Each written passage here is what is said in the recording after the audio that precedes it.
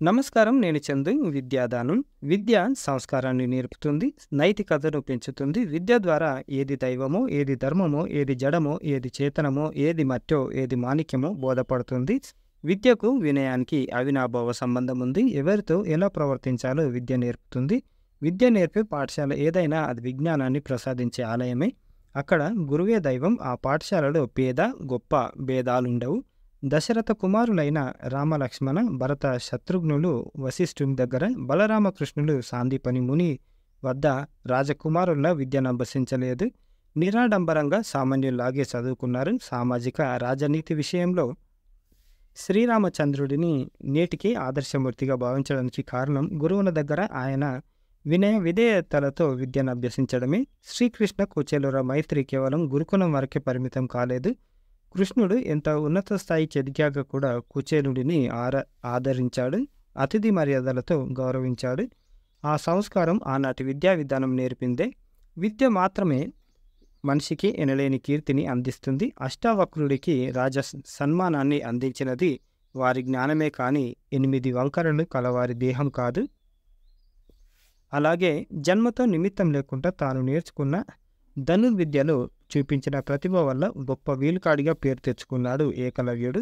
అందుకే చాణక్యుడు విద్య గుప్తధనం వంటిది, కామధేనువు లాంటిది. కామధేనువు కోరిన కోరికలు తీర్చినట్లుగా విద్య కూడా సుఖ సంతోషాలను ఇస్తుంది అని బోధించాడు. మనిషికి ఎన్ని సిరి సంపదలున్న విద్య ఉండి తీరాలి, లేకపోతే వాటిని రక్షించుకునే సామర్థ్యం ఉండదు. అందుకే బాల్యం నుంచే ప్రతి ఒక్కరూ విద్య మీద శ్రద్ధ చూపించాలి. అక్కడ ఆలక్ష్యంగా ఉంటే భవిష్యత్తు మొత్తం అంధకారం అవుతుంది. విద్యతో సమానమైన బంధువు ఉండరని హితోపదేశం వివరించింది. విద్య మానవత్వాన్ని, ధార్మికతను పెంచుతుంది. నిత్య జీవితంలో ఎదురయ్యే ఎన్నో సమస్యలను పరిష్కరించుకునే తెలివి విద్య ద్వారా మాత్రమే సాధ్యపడుతుంది. విశిష్టమైన తేజస్సును ప్రసాదించి దేశాంతరాలలో బంధువుల ఆదుకునే విద్య దైవ సమానమైంది. మనిషిలోని ప్రజ్ఞను విస్తరింపజేసి మానసిక వికాసానికి దోహదం చేసే విద్య ఎంతమందికి పంచినా పెరుగుతుంది తప్ప తరగదు.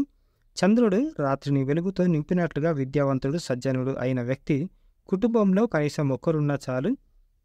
అతడి విజ్ఞాన కాంతులు ముందు తరాలకు వెలుగుబాటును చూపుతాయి. ప్రతి మనిషి తన కుటుంబానికి ఆధారంగా, ఊరికి ఉపకారిగా, దేశానికి సేవకుడిగా జీవించాలంటే అతడు విద్యాధికుడై ఉండాలి.